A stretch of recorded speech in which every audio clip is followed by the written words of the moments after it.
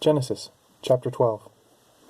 Now the Lord said to Abram, Go forth from your country, and from your relatives, and from your father's house, to the land which I will show you.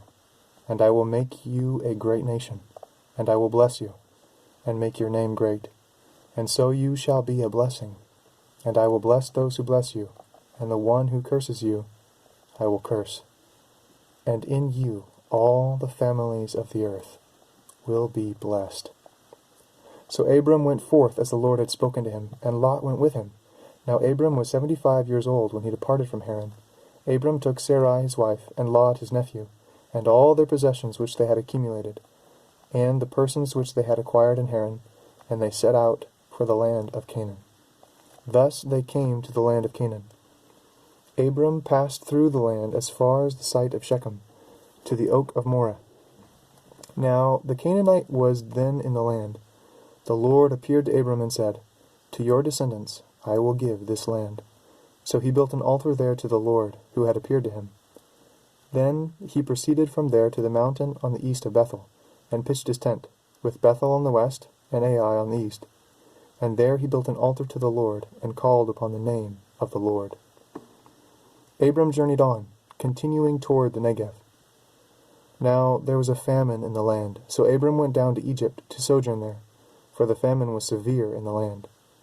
It came about, as he came near to Egypt, that he said to Sarai his wife, See now, I know that you are a beautiful woman, and when the Egyptians see you, they will say, This is his wife, and they will kill me, but they will let you live.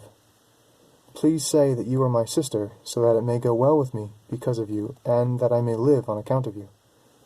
It came about, when Abram came into Egypt, the Egyptians saw that the woman was very beautiful.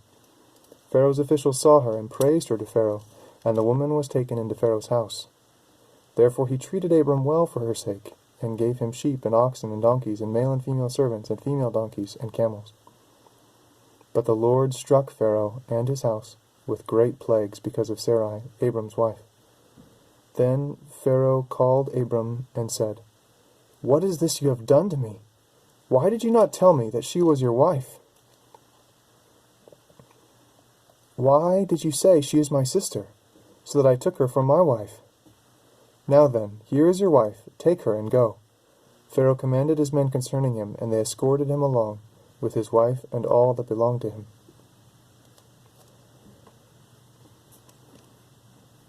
Genesis chapter 13. So Abram went up from Egypt to the Negev, he and his wife and all that belonged to him, and Lot with him. Now Abram was very rich, in livestock, in silver, and in gold. He went on his journey from the Negev as far as Bethel, to the place where his tent had been at the beginning, between Bethel and Ai, to the place of the altar which he had made there formerly, and there Abram called on the name of the Lord. Now Lot went with Abram, who went with Abram also had flocks and herds and tents, and the land could not sustain them while dwelling together, for their possessions were so great that they were not able to remain together. And there was strife between the herdsmen of Abram's livestock and the herdsmen of Lot's livestock. Now the Canaanite and the Perizzite were dwelling then in the land. So Abram said to Lot, Please let there be no strife between you and me, nor between my herdsmen and your herdsmen, for we are brothers. Is not the whole land before you? Please, separate from me. If to the left, then I will go to the right, or if to the right, then I will go to the left. Lot lifted up his eyes and saw all the valley of the Jordan, that it was well watered everywhere. This was before the Lord destroyed Sodom and Gomorrah, like the garden of the Lord, like the land of Egypt, so as you go to Zoar. So Lot chose for himself all the valley of the Jordan, and Lot journeyed eastward. Thus they separated from each other. Abram settled in the land of Canaan, while Lot settled in the cities of the valley, and moved his tents as far as Sodom. Now the men of Sodom were wicked, exceedingly, and sinners against the Lord.